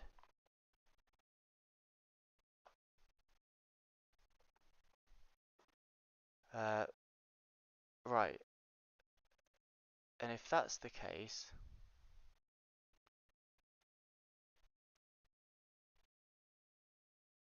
then why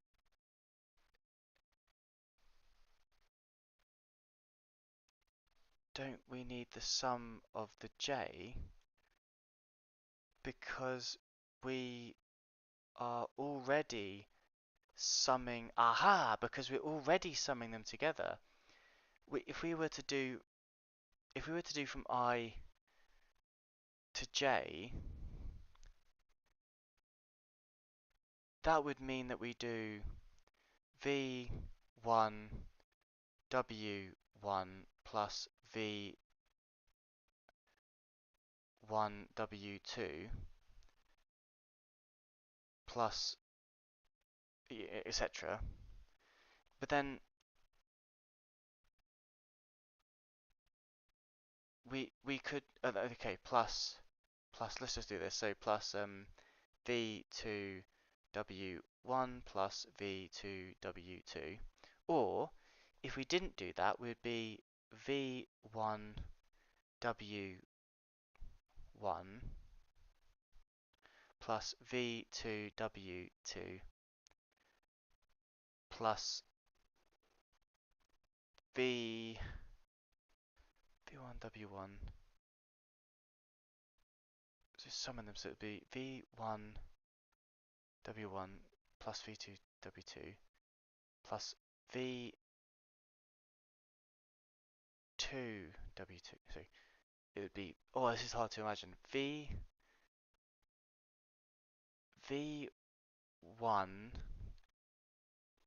w1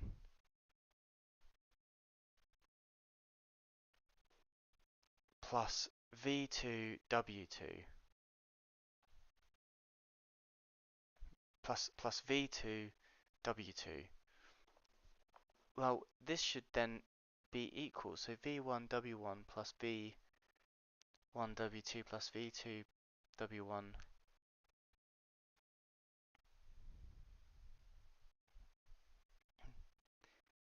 if they are equal,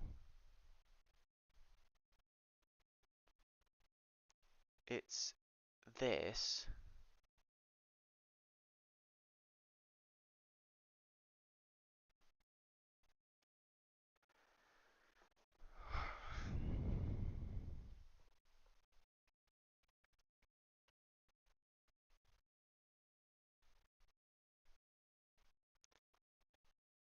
Wait, if it's equal, it'd be v1 v1 plus v2 v2, which would be v1 squared plus v2 squared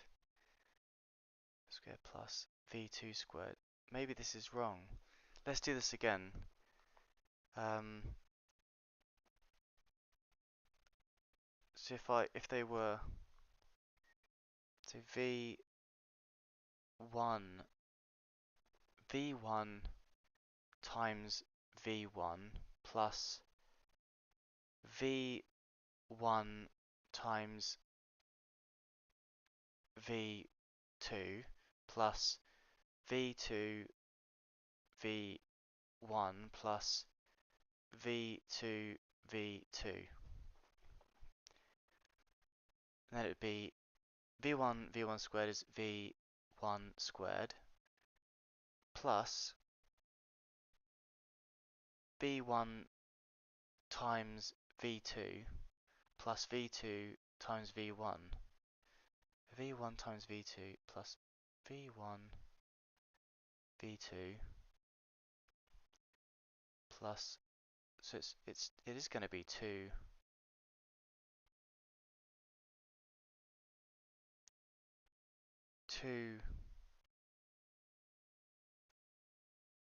v1 v2 plus v2 squared v1 v2 2 v1 v2. So then we've got v squared plus v2 squared.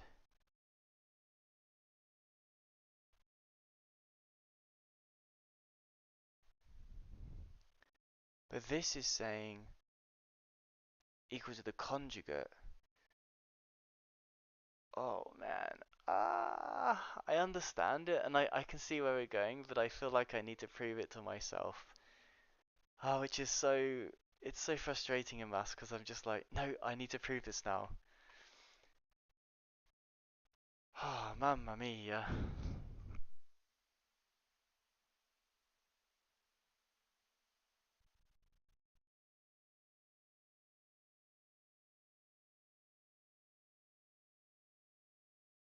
Let me just decloud for a second.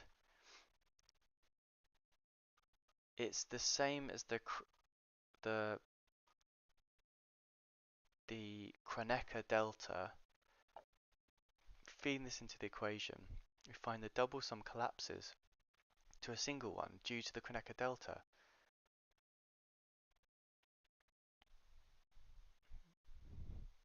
This is the form of the inner product we will use from now on. Yeah, it's doing graph for me, guys. It's doing graph, but for I equals j, it would equal 1, which I understand it gets rid of the term. And then for I equals does not equal, for where I does not equal j equals 0, so we can forget the term of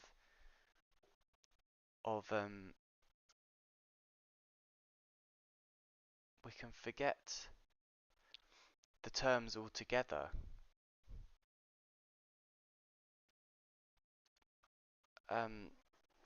I was going, well, through some of the calculations to see why using the Kronecker delta simplifies that equation. We find the double sum collapses in a single collapses to a single one due to the Kronecker delta. I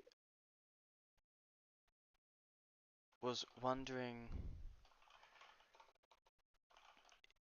if you could step by step explain why.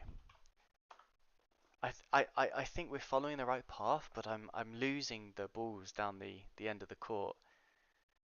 Let's break it down. The equation given is ij. Yep. So now we know that in an orthonormal basis, the inner product ij is equal to the Kronecker delta, which is equal to 1. Okay.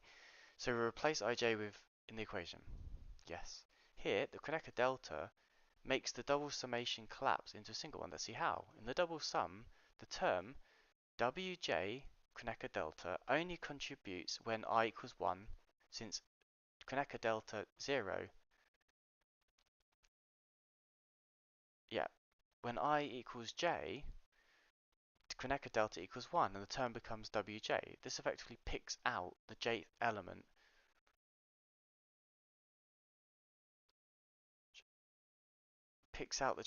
of the vector w. So we can remove the sum over j, and instead sum only over I.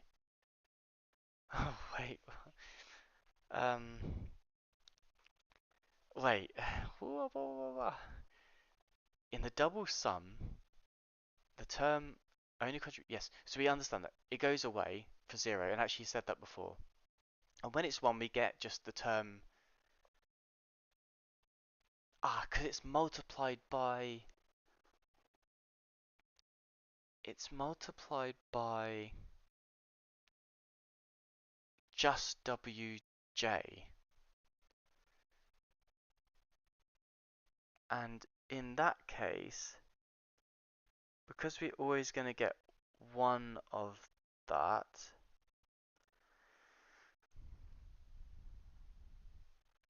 why don't we need to then do the sum ofs? Because if we did the sum, the effect has been to reduce the sum over two indices to sum over one index by enforcing that the two indices must be equal. This simplifies the computation significantly. The result is simply the usual rule for the inner product of two vectors in an orthonormal basis. Multiply corresponding components and add. Jth element of the vector w, so we can remove the sum over j and instead sum only over I.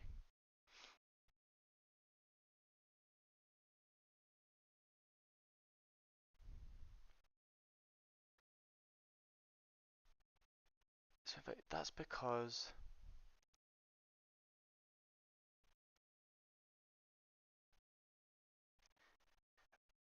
if we have an array like this,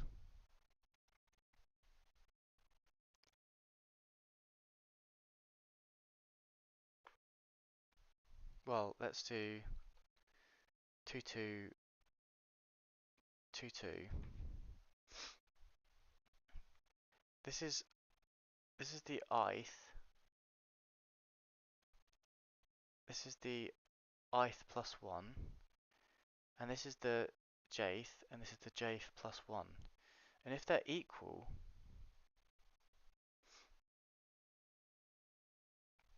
if I and j are equal,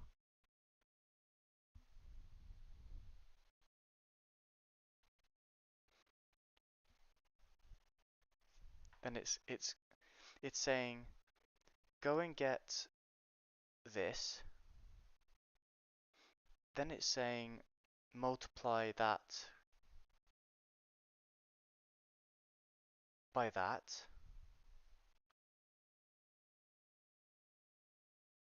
Yeah, okay, this is actually quite good. 2 2, let's do this. 2 2. So if we imagine we're doing it where it's they're equal, and then we do it where they're not equal. So let's do um well, let's put that. So first of all, we'd go the sum of over I. So it would be do that multiplied by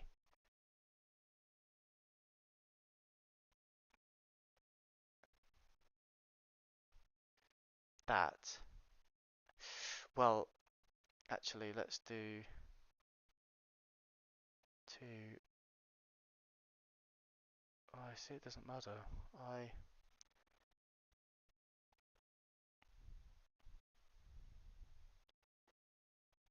it's gonna be oh boy, wow, oh, wow.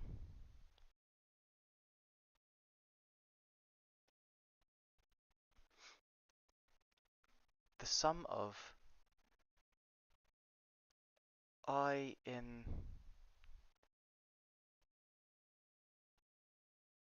this vector and then I in this vector,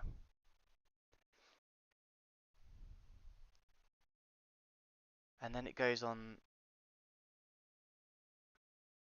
to the next one. It's going to the second part now, so it'd be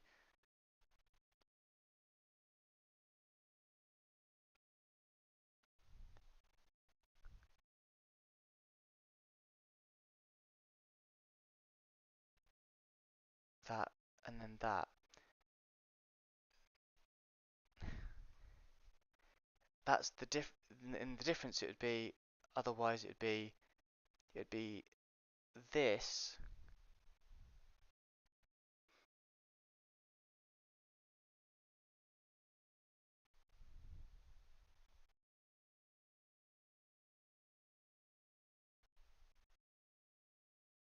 Oi, oi, oi. I think these labels are wrong for a start. This is not right.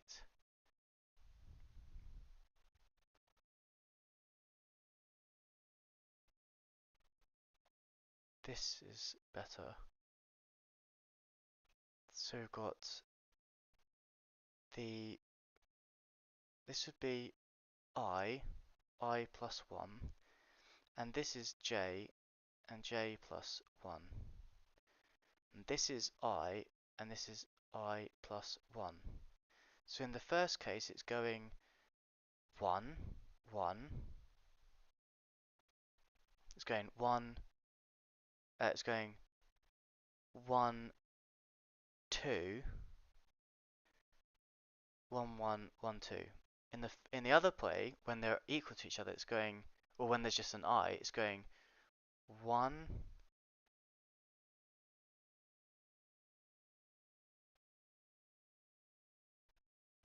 1, 1.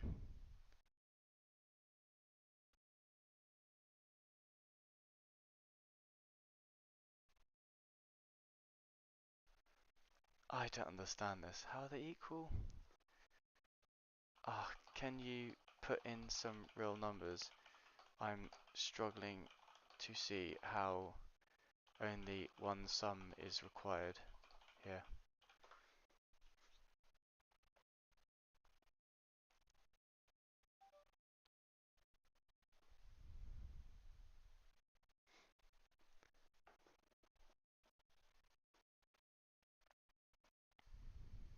Let me just also check when I did my injection, because I should be an hour ago and it should be kicking in. I'm getting a little bit high. Ooh. Let's see, I did it 10:57. Really? So I can definitely do another one.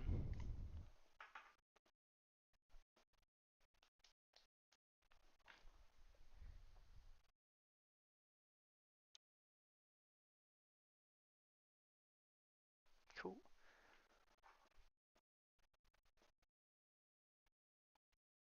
Have to wait another hour for that one. Okay. So here it says when let's enumerate each combination of I and j. When I equals j equals 0, we have 1 minus 2i times 5 plus 6i 0 equals 1 minus 2i 5 plus 6i times 1 equals 5 minus 12, 5 minus 12 plus 6 plus 10i equals no, okay, whatever. So when I equals 0, j equals 1.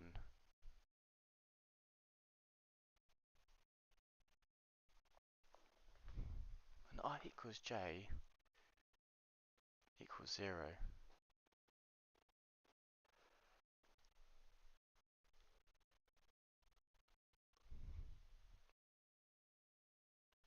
Let's enumerate each combination of I and j.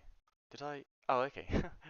Ah, didn't do this one. Actually, let's plug in some chemical complex into vectors v and w, and let's see how the sums collapse with the Kronecker delta. Let's assume v equals v0, v1 equals 1 plus 2i, yep, w.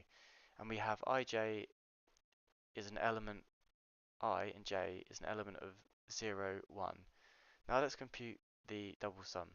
vw equals the sum of I, sum of j. Let's enumerate each combination of I and j. 1 minus 2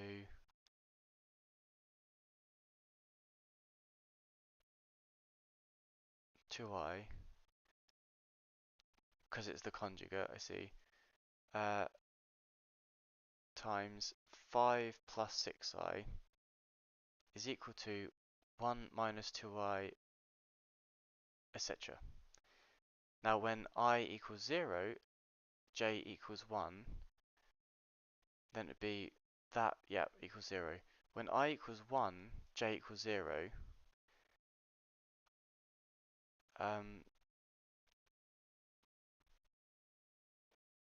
3 minus 4i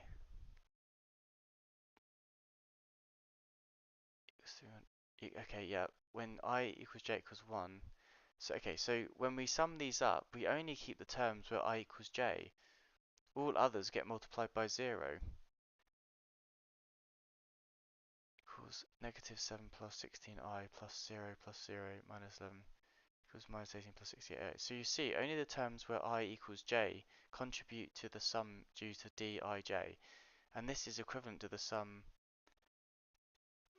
wi equals 1.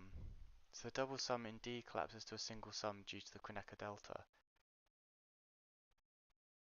Yeah, okay, I see it. It's a shame I didn't do it myself. I feel like I maybe should stop and just try that next time.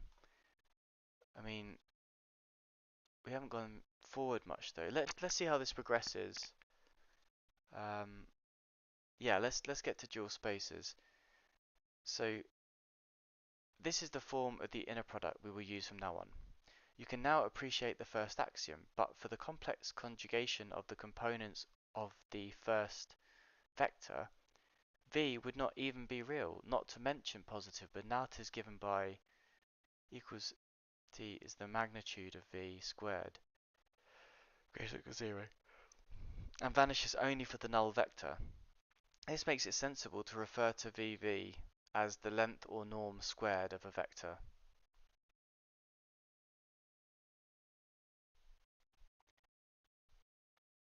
Consider equation 125. Since the vector is uniquely specified by its components in a given basis, we may, in this basis, write it as a column vector.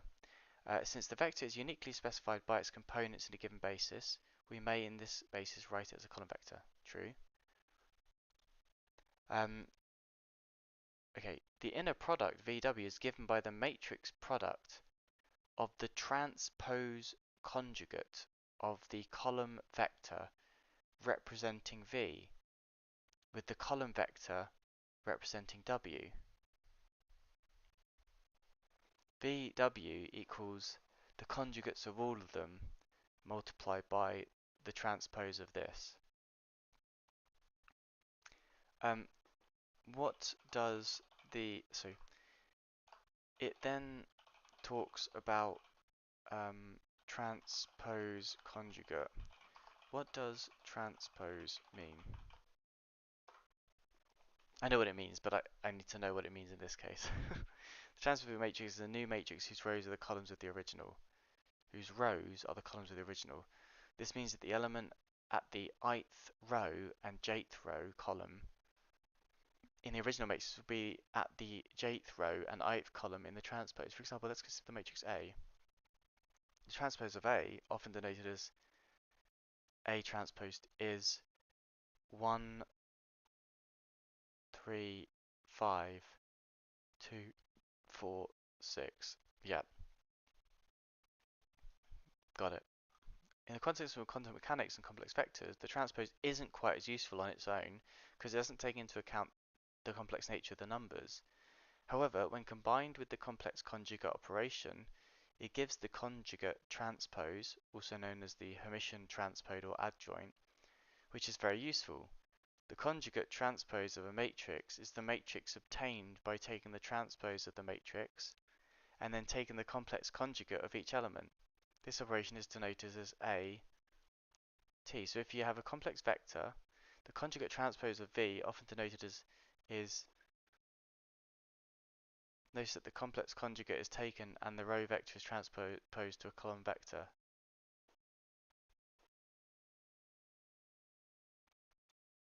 Yes, I got you. So when you want to transpose, you do the conjugate. Okay, cool. Let's end it there then. Wow, that was it was quite nice because it, in a way, let's go back to where we were. I was just interested to know how far we've got. Let's see. I think we're quite still quite baby steps. 29, yeah. It's interesting to be able to work through these things, right? Clearly I maybe a little bit tired now, but the very fact that I could imagine how to do it and going through and iterating and stuff is a wonderful feeling. And I think the greatest part of this session was when we realized this. That was a lovely part. So all in all, not too bad, and we'll continue another day. Um, Ciao for now.